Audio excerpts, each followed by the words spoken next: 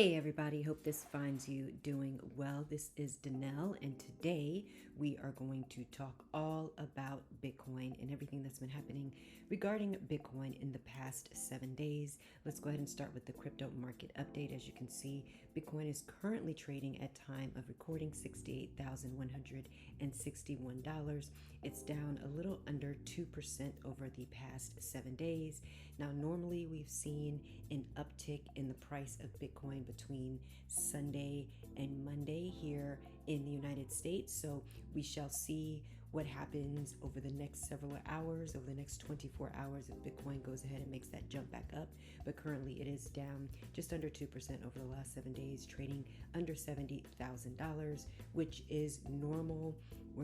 We're used to seeing these type of dips. It's gone down about 7 to 10% over the past 7 days, and then it's popped back up. So you can see now we're at 68,000. It got somewhere below 65,000, I believe, if we look over the past 7 days.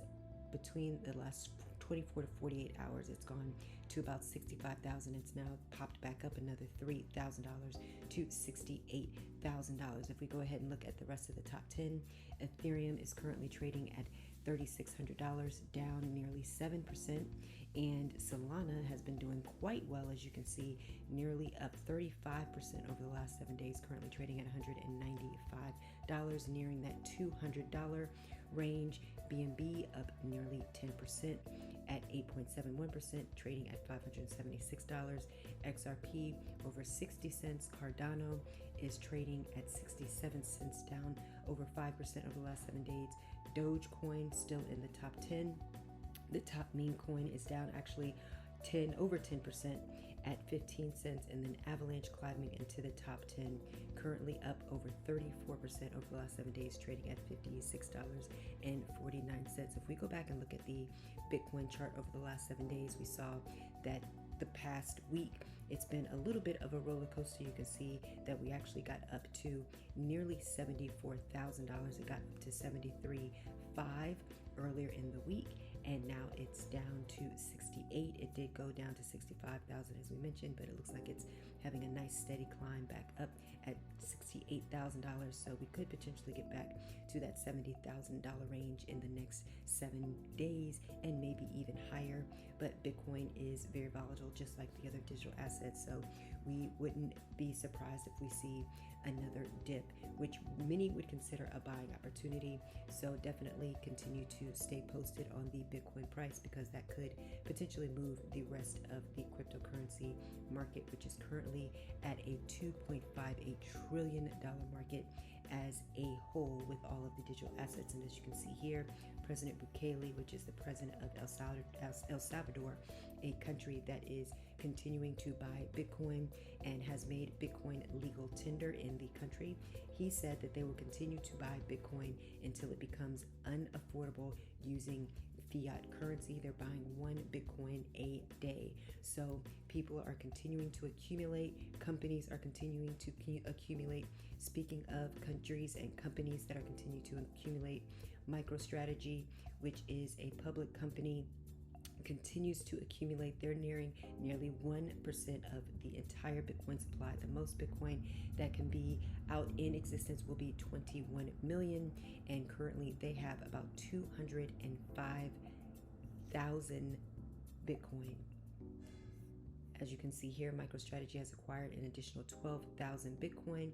This was earlier in the week. It was announced that they now hold over 205,000 Bitcoin at an average price of 33,000 Bitcoin. So they've been buying Bitcoin throughout ever since 2020, whether it was on its high or whether it was on its low, it continued to buy, and it looks like that basically dollar cost averaging that they have been doing has now come to be very profitable for the company so far, because they are now up over 100% in what they have put into buying Bitcoin. Now that Bitcoin being worth over $14 billion.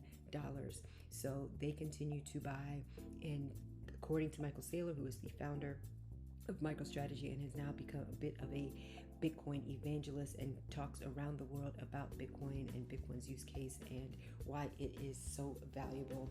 He has mentioned that MicroStrategy will continue to buy Bitcoin forever. So we'll continue to see whether that's going to be the case. But as of right now, they are nearing 1% of all of the Bitcoin supply ever possible that's going to be made in the world. So if we go to the charts and we talk about what's been happening with the Bitcoin ETFs, and part of the reason why Bitcoin has continued to do well in terms of price value are the demand that is coming into the market because of the spot Bitcoin ETFs. And as you can see here at the block, they have a number of different visualizations that you can see to show what's been happening with the Bitcoin ETFs in terms of how much has been accumulated, as well as the volume that has been coming into the spot Bitcoin ETF market.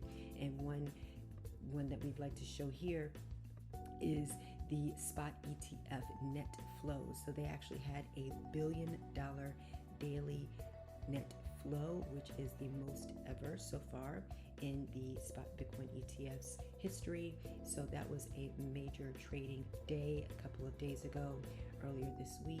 So it did dip down a little bit since that record day, but we are seeing that a lot of the Bitcoin ETFs are continuing to see a ton of demand, and a lot of these issuers are continuing to add to their Bitcoin stash.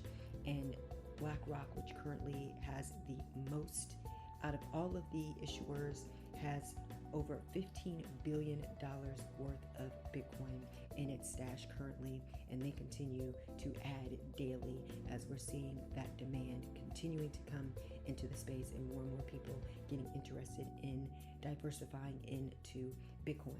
We also see here that Bitcoin is in the top 10 of top assets by market cap.